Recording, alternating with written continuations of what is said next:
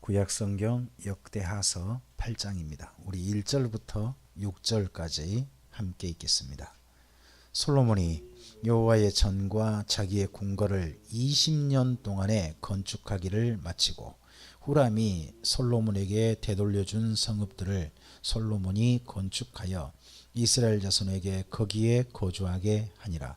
솔로몬이 가서 하맛소바를 쳐서 점령하고 또 광야에서 다두모를 건축하고 한맛에서 모든 국고성들을 건축하고 또 윗 벳호론과 아랫 벳호론을 건축하되 성벽과 문과 문빗장이 있게 하여 견고한 성읍으로 만들고 또 바알락과 자기에게 있는 모든 국고성들과 모든 병거성들과 마병의 성들을 건축하고 솔로몬이 또 예루살렘과 레바논과 그가 다스리는 온 땅에 건축하고자 하던 것을 다 건축하니라.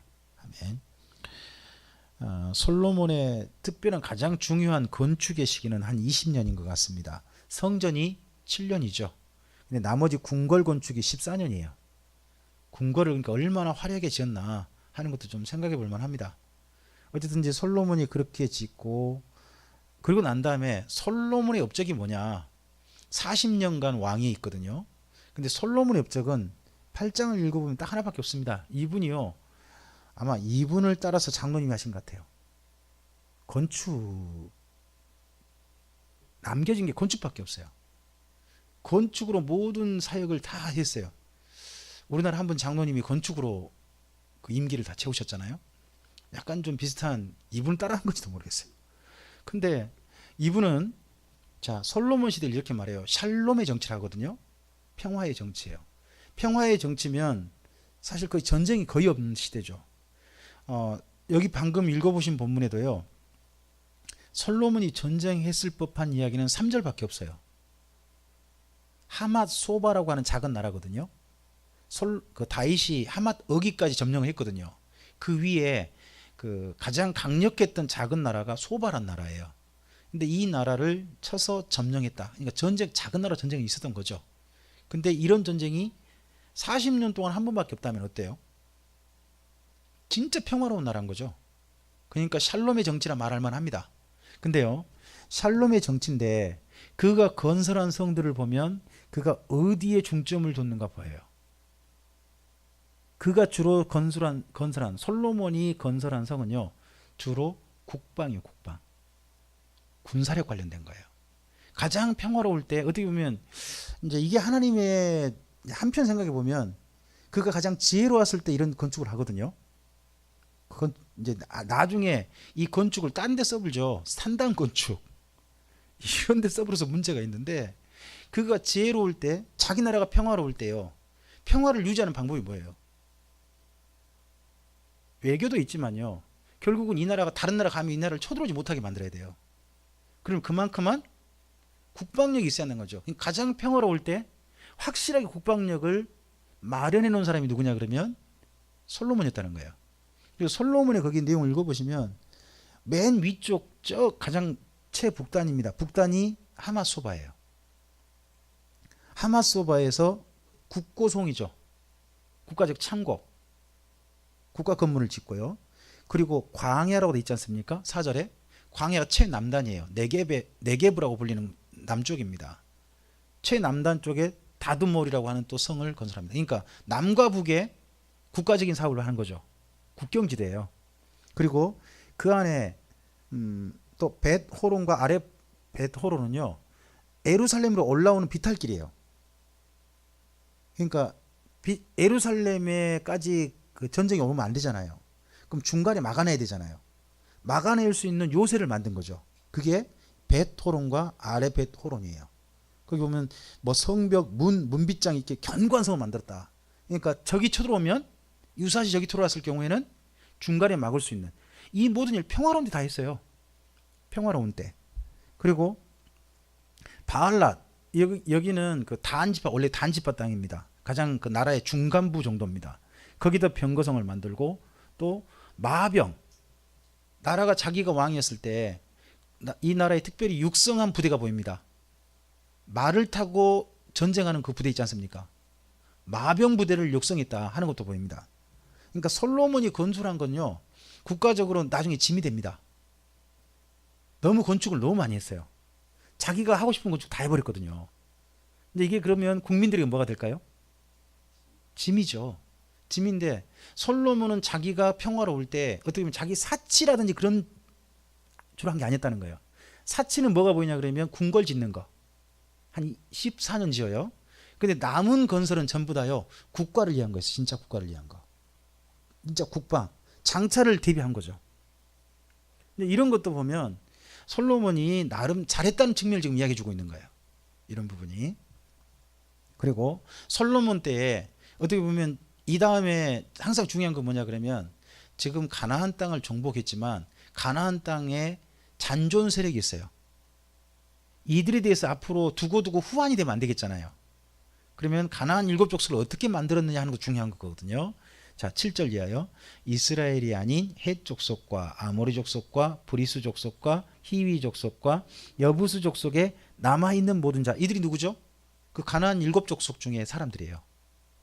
자, 계속요. 곧 이스라엘 자손이 다 멸하지 않았으므로 그 땅에 남아있는 그들의 자손들을 솔로몬이 역군으로 삼아 오늘까지 이랬다. 이 오늘이란 시간이 역대하서 쓸 때까지잖아요. 이게 언제냐 그러면 고레스 칙령 때까지거든요. 그럼 바벨론 포로 기한 때도 지금 여전히 이들은 이스라엘 민족이 역군이라는 거죠. 그래서 이 사람들을 부르는 특별한 이름이 있습니다. 이제 옆에 써놓으세요. 느디님 사람. 이제 이건 나중에 그 에스라서 같은 데 읽어보면 느디님 사람이 나와요. 느디님 사람 몇 명도 올랐다 이런 말이 나오거든요. 그들이 바로 이 사람들이에요. 그러니까 확실하게 솔로몬이 또 뭐도 만들었어요? 나라 속에서 앞으로 장차 들고 일어나는 그런 세력들이 확실히 없게 진짜 평화를 만든 거죠. 그러니까 국방력을 만들었고 또 민족들, 자기 나라 속에 잔존하는 작은 민족들에 대한 처리를 확실하게 했고 이런 내용이 다 있는 겁니다. 자, 9절요. 오직 이스라엘 자손은 솔로몬이 노예로 삼아 일을 시키지 아니하였으니 그들은 군사와 지휘관의 우두머리들과 그의 병거와 마병의 지휘관들이 됨이라. 솔로몬 왕의 공장을 감독하는 자들이 250명이라. 그들이 백성을 다스렸더라. 그러니까 일하는 사람을 구분한 거죠. 노예적인 일은 누가 하고 이전에 그 가나안 7족속 남은 사람들 그들은 시키고 이스라엘 사람들은요, 그들을 감독하는 일. 이게 어떻게 보면 우리나라 현재 요구하고 있는 직장일 거예요. 우리나라 사람들이 현재 요구하고 있는. 그러니까 우리 집사님들께서 한참 우리나라 주역이었을 때 벌써 그렇게 되나요, 이야기가? 그러한 때 1900년대 후반기라든지 2000년대 초반 이때까지만 해도 2000년대 지난 벌써 이야기 달라지는데 그때만 해도 우리나라에 3D란 말이 없었어요. 그렇잖아요. 그건 우리가 할 일이었죠. 우리가 할 일이었잖아요. 근데 지금 현재 2018년에 현재 3D는요, 우리나라 사람이 할 일이 아닌 것 같아요, 이제. 그걸 잘하는 사람은 외국 사람이라. 그럼 우리나라 사람들이 뭐 해야 돼요? 그러니까 이걸 보고 이제 노동의 질이 달라져야 된다, 이런 말을 요즘 막 써요. 예? 직장을 왜 안 잡느냐? 내가 하고 싶은 일이 아니라는 거지. 내가 뭐 하는데 내가 저 노예계급을 하는 일을 하냐. 이런 식의 시각이 우리 젊은이들이 있는 것 같아요. 근데 그렇게 나라를 만들어 놓은 사람이 누구냐 그러면 솔로몬이에요. 그럼 나라가 얼마나 잘 살았느냐. 왜요? 그만큼 많은 사람들을 고용하려면 뭐가 있어야 돼요? 국가 재정. 솔로몬 때 자기 국민들을 이렇게 고용해서 노예들을 감독하고 그런 일을 할 수 있도록 전체를 만들었단 말이지 않습니까? 지금 체제를. 그럼 그렇게 많은 임금이 나갈 수 있도록 국가체제가 된 거잖아요. 그러면 솔로몬 때 그만큼 일단은 앞에서 1절부터 6절은 뭐예요? 국방력이 확실히 된 거죠. 국방력. 그리고 거기 7절 8절은 뭐예요? 노동력이죠. 노동력이고 그 다음에 9절부터 10절은 뭐예요? 국가 고용. 자, 모든 게 안정이 된 거예요. 우리가 솔로몬 시대 평화 그러면요, 샬롬의 정치라 그러면 단순히 하나님의 샬롬만 생각하는데 성경을 읽어보면 우리 시대의 어떤 그런 것도 연결 한번 해볼 수 있어요. 어떻게 돼야 나라가 평화로운가, 나라가 안정될 수 있는가 하는 것도 좀 생각해 볼 만하죠. 이런 부분들이. 그 다음에 또 좀 읽어보겠습니다. 11절입니다. 솔로몬이 바로의 딸을 데리고 다윗성에서부터 그를 위하여 건축한 왕궁에 이르러 이르되 내 아내가 이스라엘 왕 다윗의 왕궁에 살지 못하리니 이는 여호와의 궤가 이른 곳은 다 거룩함이니라 하였더라. 솔로몬이 아내가 몇 명이죠? 1000명이라 그러잖아요. 근데 누구 보고 아내라 그래요? 예. 솔로몬 아내의 대표는 바로의 딸입니다. 왜 그럴까요? 그 당시에 솔로몬의 모든 아내들은 대부분 다 정략 결혼일 거예요. 그 중에 최고로 가장 강력한 나라가 누구겠어요? 그 당시 애굽이겠죠. 그러니까 애굽 공주가 뭐예요? 황후가 되고 나머지는 이제 빈 뭐 이렇게 된 거죠. 그런 식으로 되는 거 가지고 뭐 근데 가장 제 1번은 항상 그러니까 의전서열 하면 왕 옆에 왕비가 서잖아요. 그럼 대부분 솔로몬 옆에 누가 섰겠어요? 이 바로의 딸이 섰겠죠. 그래서 그가 정식적으로 바로 솔로몬의 아내라 불립니다. 근데 이방 여인이잖아요. 이방 여인이니까 이 여자는 어디는 못 선다. 법계가 지난 데는 다니면 안 된다.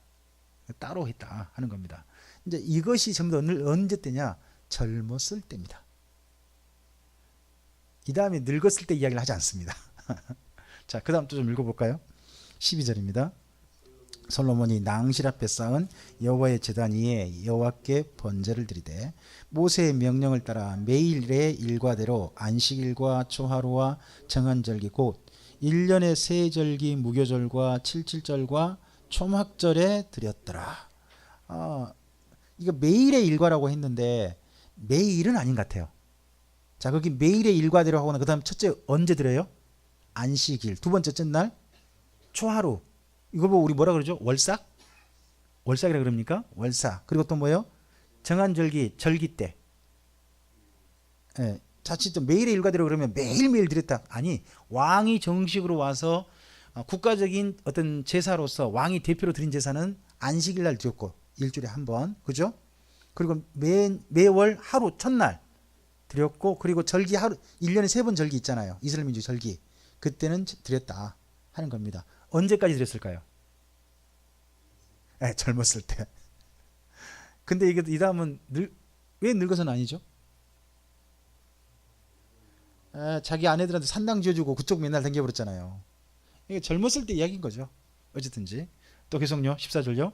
솔로몬이 또 그의 아버지 다윗의 규례를 따라 제사장들의 반열을 정하여 섬기게 하고 레위 사람들에게도 그 직분을 맡겨 매일의 일과대로 찬송하며 제사장들 앞에서 수종 들게 하며 또 문지기들에게 그 반열을 따라 각 문을 지키게 하였으니 이는 하나님의 사람 다윗이 전에 이렇게 명령하였습니다.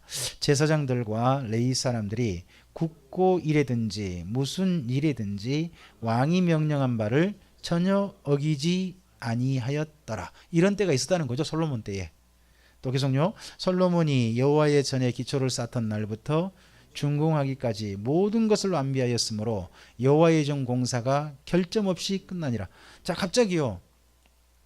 솔로몬 왕의 모든 일을 이야기하고 난 다음에 갑자기 16절의 이야기를 또 해요.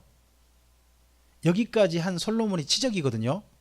그럼 솔로몬 치적의 대표가 뭐예요? 결국 성전 건축밖에 없다는 거죠. 성전 건축. 결국 성전 건축 이야기로 마무리합니다. 솔로몬 제적 모든 일들을 이야기하고 난 다음에 그리고 나서 이런 솔로몬이 하나님이 한번 은혜 주셨다. 도움을 주셨다 하는 이야기가 다음 붙어있죠. 17절요. 그때에 솔로몬이 에돔 땅의 바닷가 에시온 개별과 엘롯에 이르렀더니 후람이 그의 신복들에게 부탁하여 배와 바닷길을 하는 종들을 보내매 그들이 솔로몬의 종들과 함께 오빌에 이르러 거기서 금 450달란트를 얻어 솔로몬 왕에게로 가져왔더랍니다. 이것 때문에요. 성경을 사랑하고 하는 분들이요. 오빌이 어디냐. 오빌에 금이 있다 해가지고 오빌 찾기를 굉장히 많이 했대요. 유럽인들이 생각하는 오빌이 어딜까요? 네, 인도였습니다. 인도를 오빌로 생각을 했어요. 그래서 인도를 가려고 그 오빌로 가려고 한 분이 배를 타고 저 바다 건너다 보면 낭떠러지가 있을지도 모르는데 기어이 배를 끌고 간 분이 있죠. 콜럼버스. 이게 다 금 찾아간 겁니다, 이게. 이게 성경을 믿은 거죠. 근데 문제는 오빌이 지금도 어딘지 아무도 모릅니다. 오빌은. 어쨌든지 그 당시에는 오빌이라는 데가 있는데 지금은 어딘지는 아무도 모릅니다. 이런 일이 있었다는 겁니다. 그리고 하나 더. 역대하서는 솔로몬이 금을 얻은 것만 이야기했는데요. 두 번째 가서는 배가 파산해졌다는 이야기가 있어요. 역대 열왕기서에. 근데 그 이야기는 또 안 씁니다. 그러니까 역대하서는 항상 어떤 이야기만? 좋은 이야기만 쓰고 나머지 이야기는 생략 안 씁니다. 이렇게 솔로몬 여기까지 딱 이야기해 주고, 그리고 이제 솔로몬 왕 때 가장 좋았던 일 하고 기억해 줍니다. 그게 9장이죠. 9장이 바로 솔로몬한테 이게 제일 좋았다 하는 그런 이야기로 생각합니다. 읽어볼까요? 스바 여왕이 솔로몬의 명성을 듣고 와서 어려운 질문으로 솔로몬을 시험하고자 하여 예루살렘에 이르니 매우 많은 시종들을 거느리고 향품과 많은 금과 보석을 낙타에 실었더라. 그가 솔로몬에게 나와 자기 마음에 있는 것을 다 말하매 솔로몬이 그가 묻는 말에 다 대답하였으니 솔로몬이 몰라서 대답하지 못한 것이 없었더라. 스바 여왕이 솔로몬의 지혜와 그가 건축한 궁과 그의 상의 음식물과 그의 신하들의 자석과 그의 신하들이 도열한 것과 그들의 공복과 술 관원들과 그들의 공복과 여호와의 전에 올라가는 층계를 보고 정신이 황홀하여 왕께 말하되 내가 내 나라에서 당신의 행위와 당신의 지혜에 대하여 들은 소문이 진실하도다. 저는 여기 내용 가운데서 한 가지는 조금은 좀 궁금해요. 그게 4절에 여호와의 전에 올라가는 층계란 게 있죠. 그러면 솔로몬 왕 때 성전 지을 때 있지 않습니까? 성전이 약간 높은 지대에 있고 거기까지 계단을 만들어서 올라가도록 했겠다 하는 건 짐작해 볼 수 있겠죠. 그래서 이 층계를 어떻게 만들어서 저는 사실 궁금하긴 해요. 근데요, 신한테 올라가는 층계를 만드는 혹시 신전 재단 같은 거 혹시 안 떠오르세요? 신을 만나기 위해서 올라가는 층계를 만든 재단. 아니, 이쪽 생각 한번 해보세요. 대표적인 게 피라미드예요. 지구라트 같은 게 전부 다 신한테 올라가는 계단 형식으로 만들어요. 그리고 아주 먼 나라인데 혹시 마야 잉카 문명 그쪽에도요 신한테 올라가려고 올라가죠. 그리고 불교에서도 그거 만들었죠. 저 어디죠? 버마입니까? 태국에 있습니까? 아주 그냥 저 신한테 올라가는 그 왕쿠아네트 이름이 뭐죠 거기가? 앙코르와트입니까? 캄보디아입니까? 네. 거기도 그 신한테 올라가는 계단을 쫙 만들잖아요. 그러니까 과거에 신한테 올라가는 계단을 만드는 풍습이 있는데 전 이건 조금은 좀 그랬어요. 사실은. 왜냐 그러면 하나님의 전을 만들 때 계단을 만드는 게 있었나? 이제 그건 어디서 만들지 말하겠네. 재단. 근데 여기는 여호와의 전으로 올라가는 층계잖아요. 그러니까 건물을 위에다 두고 밑에 층계를 만들었다는 거죠. 근데 전체적으로 보면 뭔 생각이 드냐 그러면 마치 꼭 피라미드 같은 그런 게 떠오른단 말이죠. 근데 이런 모양이 조금 저는 좀 그래요. 어쨌든 그때 이제 어떻게 만들었는지 잘 모르겠습니다만은 네.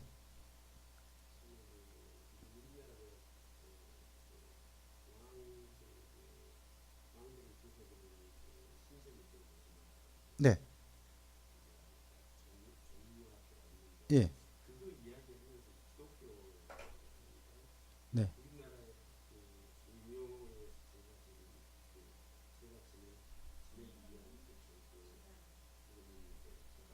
예.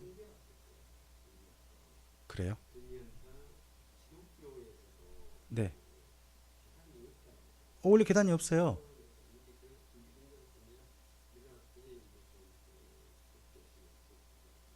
네. 네. 하여튼 이거는 그 번제단 이야기가 아니고요. 성전으로 올라가는 계단이라고 되어 있습니다.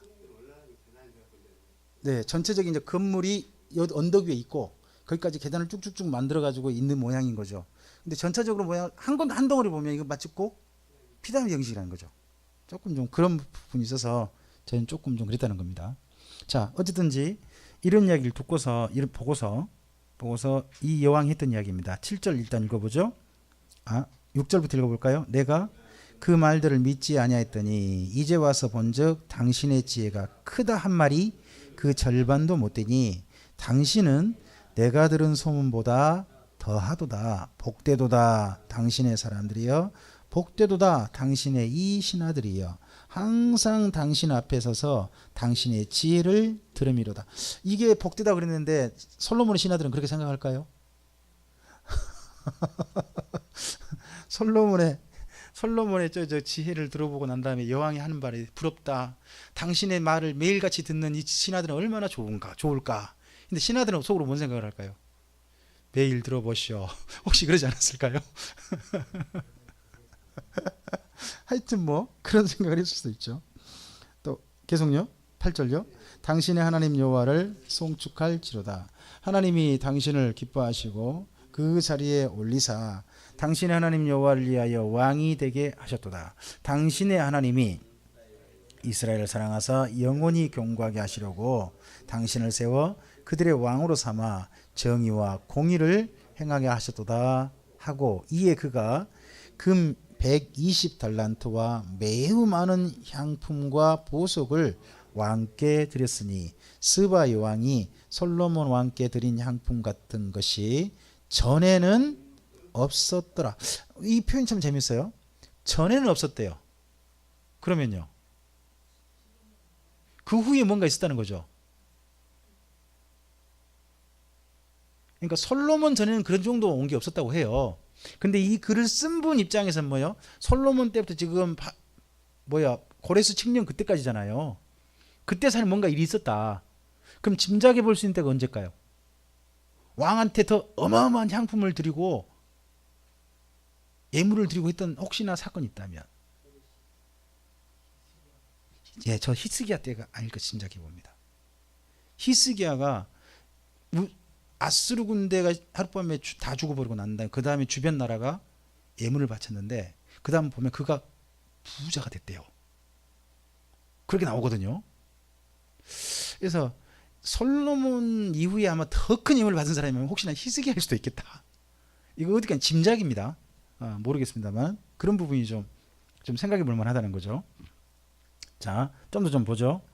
10절입니다. 후람의 신하들과 솔로몬의 신하들도 오빌에서 금을 실어 올 때에 백단목과 보석을 가져온지라. 왕이 백단목으로 여호와의 전과 왕궁의 층대를 만들고 또 노래하는 자들을 위하여 숲금과 비파를 만들었으니 이 같은 것들은 유다 땅에서 전에는 보지 못하였더라. 솔로몬 왕이 스바 여왕이 가져온 대로 담내하고 그 외에 또 그의 소원대로 구하는 것을 모두 주니 이에 그가 그의 신하들과 더불어 본국으로 돌아갔더랍니다. 이제 이 이야기에서 우리가 유명한 스바 여왕과 솔로몬 왕 이야기가 있죠. 제가 이제 질문을 가끔씩 좀 장난삼아 좀 합니다. 스바 여왕이에요, 시바 여왕이에요? 여기가 스바로 돼 있잖아요. 그러면 스바하고 시바의 차이는 뭐예요?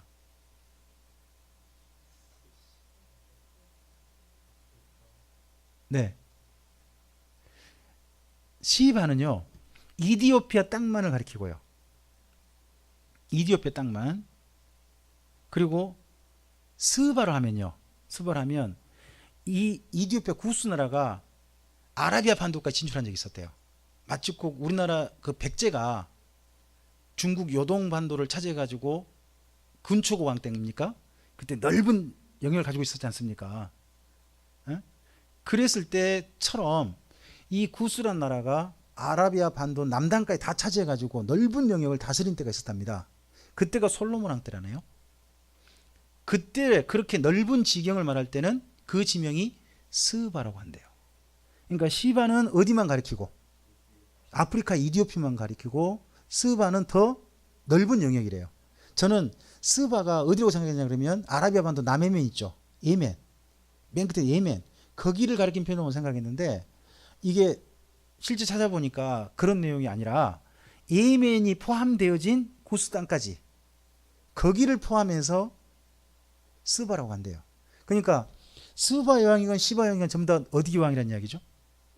이디오피아 여왕이라는 이야기다 하는 걸로 이야기 되더라고요. 저는 그래서 제가 그 전에 저 이제 이디오피아 여왕 아니다. 남방 여왕은 예멘 여왕이다. 제가 늘 말했거든요. 예멘 여왕 맞아요. 근데 예멘 여왕일 뿐만 아니라 어디 여왕도 돼요? 이디오피아를 중심한 예멘 여왕인 거죠. 어쨌든 남방 여왕인데 그런 측면이 있다는 겁니다. 이 부분은 조금 제가 전에 잘못 말한 부분이 있으니까 이 부분 정리를 좀 하고 넘어가시죠. 다음에 또 저처럼 또 오해하시면 안 됩니다. 이 부분 영역이 좀 다르다 하는 걸 이해하시고 보시기 바랍니다. 그리고 12절에 스바 여왕이 솔로몬 왕이 주었는데요. 가져온 대로 답례하고, 그럼 답례했다는 것은 뭔가 우리나라도 뭐 국빈이 오면 그 국가적인 선물을 주잖아요. 뭐 그런 거 주지 않습니까? 그런 것처럼 그런 답례품이 있고, 근데 그 다음 그 외에 또 그가 소원하는 대로 구하는 것을 모두 줬다. 이것 때문에 영화가 만들어졌다 그러죠. 그래서 이게 이제 그 솔로몬이 씨를 달라고 했다. 그래서 씨를 가져갔다. 그래서 그 다음에 스바 여왕 다음에 솔로몬의 아들이 구스 이디오피아의 왕이 되었다 하는 이야기가, 전설 같은 이야기가 유대인 저 사전 같은 데 있답니다. 뭐 믿거나 말거나죠. 뭐. 근데 재밌는 건요, 이 다음에 그 사도행전에서도 이방인들 최초로 세례받은 이방인을 언급할 때 이디오피아 여왕 간다게의 내시가 언급되거든요. 묘하죠? 하여튼 묘한 연결성이 좀 있어요. 이런 부분들은 좀 생각해 볼 만합니다. 자, 여기까지 하고서요. 자, 좀 더 나머지 부분 읽어보죠. 13절입니다. 솔로몬의 세입금의 무게가 금 666달란트. 이거 가지고요, 솔로몬이 666이래요. 세입금이 얼마라고요? 666달란트니까 666이래요. 이게 참 재밌는 사람들이 하여튼. 근데 그런 말이 또 믿어진다니까요, 사람들이. 어떻게 666 나오면 무조건 666으로 보이는가 보죠. 근데 666 금이면요, 달란트면 얼마나 돼요, 양이? 한 달란트가 34kg, 32kg거든요. 킬로그램으로. 그러면 600달란트만 한다 그러면 30kg를 하면 얼마죠? 18,000kg이죠. 600만 한다면 30으로만 해도 그러잖아요. 이건 어마어마한 세금이죠. 우리나라 1년에 예산이 얼마죠? 집사님? 1년 세금을 얼마 정도 하죠? 그러면 금 18,000kg이면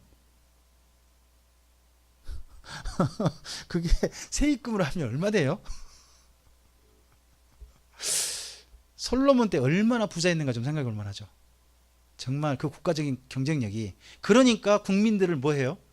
직업들을, 좋은 직업을 막 해줄 수 있는 막 그런 것도 좀 있다고 생각합니다. 나중에 한번 계산해서 이따 우리 예배 끝나고 난 다음에 계산 한번 해보죠. 이거 얼마나 좀 돈이 되나 한번 해봅시다. 자, 그 다음 또 좀 읽어보겠습니다. 14절. 그 외에 또 무역상과 객상들이 가져온 것이 있고 아라비아 왕들과 그 나라 방백들도 금과 은을 솔로몬에게 가져온지라. 솔로몬 왕이 쳐서 느린 금으로 큰 방패 200개를 만들었으니 방패 하나에 든 금이 600세겔이며 또 쳐서 느린 금으로 작은 방패 300개를 만들었으니 방패 하나에 든 금이 300세겔이라. 왕이 이것들을 레바논 나무궁에 두었더라. 이 방패들은 어디 있을까요? 왕이 어디 궁에 들어가잖아요. 그럼 그 앞에 쉽게 말하면 퍼레이드, 카페레이드 하잖아요. 이번에 앞에 할 때 받들어 총 대신에 받들어 방패를 하는 거예요. 완전 얼마나 사치했는가가 좀 보이죠. 자, 그 다음 좀 더 보겠습니다. 17절입니다.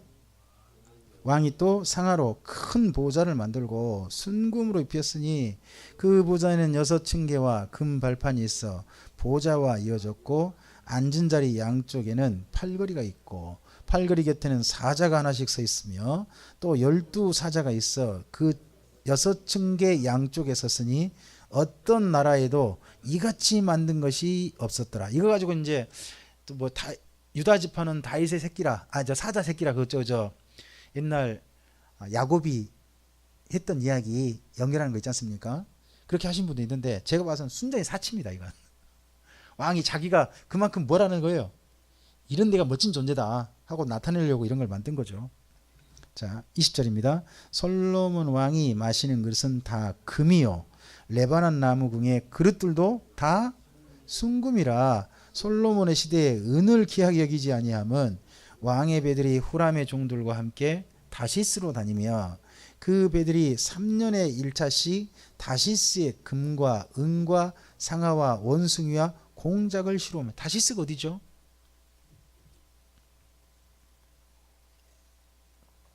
스페인이에요. 그러니까 솔로몬 시대의 무역의 범위가 보여요. 이집트 그리고 유럽 맨 끝인 스페인, 하여튼 그리고 또 이제 유브라데 강변 넘어간, 그리고 상아 같은 거 실어오잖아요. 그럼 어디서 왔겠어요? 상아 같은 것도 아프리카 이쪽에서 어마어마한 그때 국가 경쟁력을 보이죠. 대단한 영향력이 보이고 힘이 보입니다. 자, 또 22절요. 솔로몬 왕의 재산과 지혜가 천하의 모든 왕들보다 큰지라. 천하의 열왕이 하나님께서 솔로몬의 마음에 주신 지혜를 들으며 그의 얼굴을 보기 원하여 각기 예물을 가지고 왔으니 곧 은그릇과 금그릇과 의복과 갑옷과 향품과 말과 노새라. 해마다 정한 수가 있었더라. 이거 솔로몬이 자기 만나려면 이런 정도 갖고 와야 된다는 게 있나 봐요. 이걸 보고 나중에 저 목사님들께서 나한테 안수 받으려면 이 정도 돈 갖고 와야 된다고 정했나 봐요. 그런 분들이 몇 분 있잖아요. 목사님들 중에 나한테 안수 받으려면 돈 이 정도 갖고 와. 꼭 그런 분들. 자, 25절요. 솔로몬의 병거매는 말의 외양간은 4천이요 마병은 12,000명이라. 병거성에도 두고 예루살렘 왕에게도 두었으며 솔로몬이 유브라데 강에서부터 블레셋 땅과 애굽 지경까지의 모든 왕을, 그럼 이걸 보고 뭐라 그러죠? 이걸 보고 제국이라 그래요. 제국. 여러 작은 나라를 다스리는 제국 시대가 어느 시대? 다윗왕 시대, 솔로몬 시대였다는 거죠. 27절입니다. 왕이 예루살렘에서 은을 돌같이 흔하게 하고 백향목을 평지에 뽕나무같이 많게 하였더라. 솔로몬을 위하여 애굽과 각국에서 말들을 가져왔더라. 계속요. 이외에 솔로몬의 시종 행적은, 자, 여기까지 솔로몬 이야기잖아요. 모든 이야기가 인용된 글이 그 다음 나와요. 그러니까 여기까지 이야기는 이분이 한 게 아니라 어떤 글을 인용했다는 거예요. 전부 다 인용 서적을 말해줍니다.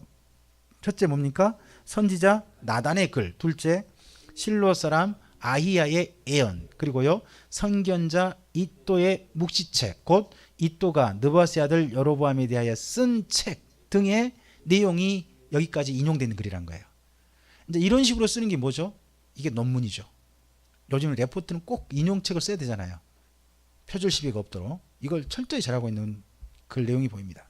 자, 30절입니다. 솔로몬이 예루살렘에서 온 이스라엘을 다스린 지 40년이라. 솔로몬이 그의 조상들과 함께 자매 그의 아버지 다윗의 성에 장사되고 그의 아들 르호보암이 대신하여 왕이 되니라. 자, 이상의 이야기가 특징을 보면 다윗왕하고 솔로몬 왕은요 잘못한 이야기를 안 쓴다는 겁니다. 딱 두 왕만. 두 왕은 잘못한 이야기를 아예 안 쓰고 어떤 이야기만, 잘한 이야기만 써줬어요. 그리고 분량이 제일 많아요. 역대 상하서에서. 그럼 뭔가 목적이 있겠죠. 이렇게 하는 목적. 자, 이런 목적의 글을 따라서 이걸 본따 가지고요 신약 성경에서 한 분이 글을 썼어요. 누굴까요? 누가 이 역대 상하서처럼 맞아 글이란 이렇게 써야 돼 라고 쓴 분이, 그분이 누가예요? 누가가 쓴 사도행전이 그래요. 자, 누가는 사도행전에서 어떤 이 땅의 단체가 잘한다는 이야기를 쓰고 싶을까요? 이 땅에 있는 단체 가운데 어느 단체가 잘하고 있다? 그렇죠. 교회. 그럼 교회의 어떤 점만 이야기할까요? 주로 좋은 점, 잘못한 건요. 예, 그런 식으로 썼다는 거죠. 그러니까 우리가 역대상하서를 읽어보고 그리고 사도행전을 읽어보면 두 분이 역사를 바라보는 시각이 누가가 역대상하서의 시각으로 교회 이야기를 쓰고 있구나 하는 것도 보인다는 거예요.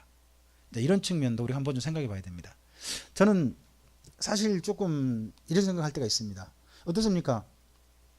우리가 교회에 잘한 것을 봐야 됩니까? 잘하고 잘못한 걸 다 봐야 됩니까? 다 봐야 되는 거 맞습니까? 전 다 봐야 한다고 생각합니다. 그럼 다른 사람한테 말할 때는 잘한 걸 말해야 됩니까? 잘하고 잘못한 걸 다 말해야 됩니까? 예, 저 그 시각을 갖자는 겁니다. 우리 교회에서도요, 우리 참빛교회가 모든 걸 다 잘할 수 없지 않습니까? 그죠? 우리 교회 단점도 많죠. 하지만 우리 교회를 소개할 때, 밖에 소개할 때 뭘 말해야 됩니까? 매력이 될 만한 걸 이야기를 해야지. 김명준 목사가 잘생겼다 뭐 이런 이야기를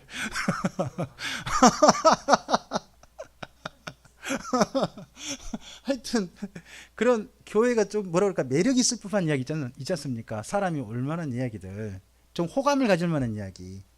그러니까 사실은 전부 다 본 거죠. 근데 이 글이 누군가 소개하는 분이잖아요. 말하고 싶은 게 있는 거잖아요. 말하고 싶을 때 좀 더 교회에 대해서 호감을 가지도록, 그리고 다윗과 솔로몬도 호감을 가지도록 글을 쓰고 있다 하는 것들을 이해해 보시고, 이렇게 허용하신 분이 성령님이란 걸 우리가 이해해 보자는 겁니다. 그렇죠? 그래서 우리가 한편 이런 마음을 가져야 된다고 생각합니다. 저는요, 요즘 대한민국의 교회들이 상당히 많은 분들의 큰 실망을 주고 있는 게 봅니다. 저에게도 실망된 부분 많습니다. 그런데요, 그 실망된 이야기를 안 믿는 사람한테 굳이 할 필요 없다는 겁니다. 할 수만 있으면 잘한 일들이 많아야 되고요, 잘한 이야기를 발굴해야 됩니다. 아예 안 한 이야기를 쓰는 건 아닙니다. 여기까지 한 이야기 가운데 잘못한 얘기를 안 썼다 뿐이지 뭔가 안 한 걸 한 것처럼 쓴 건 없습니다. 그죠? 그러면 뭔가 교회는 첫째 뭐 해야 돼요? 잘한 일이 있어야 돼요. 그럼 잘한 일을 이야기할 거리들은 반드시 교회 만들어야죠. 응?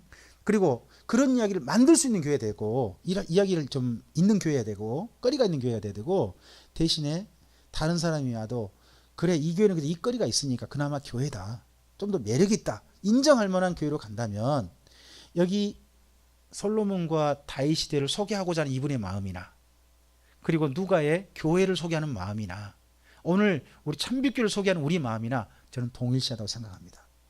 그렇게 또한 일하도록, 그런 마음가짐으로 사역하도록 하는 분이 저는 또한 성령님이라고 생각합니다.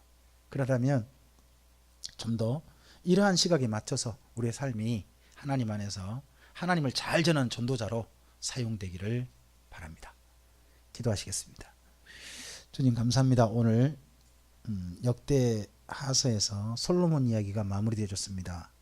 솔로몬의 뒷부분 이야기에 사실은 그의 인생의 후반부는 솔로몬 스스로도 내 과연 하나님 앞에 어떻게 설까 두려워하는 전도서의 이야기가 있는데, 그러한 이야기는 다 생략하고 역사적 기록 가운데서 솔로몬이 잘한 이야기만 쭉 써서, 그래 이런 시대 같은 시대 한번 만들어 보자 하는 꿈을 꾸게 하는 글을 대했습니다.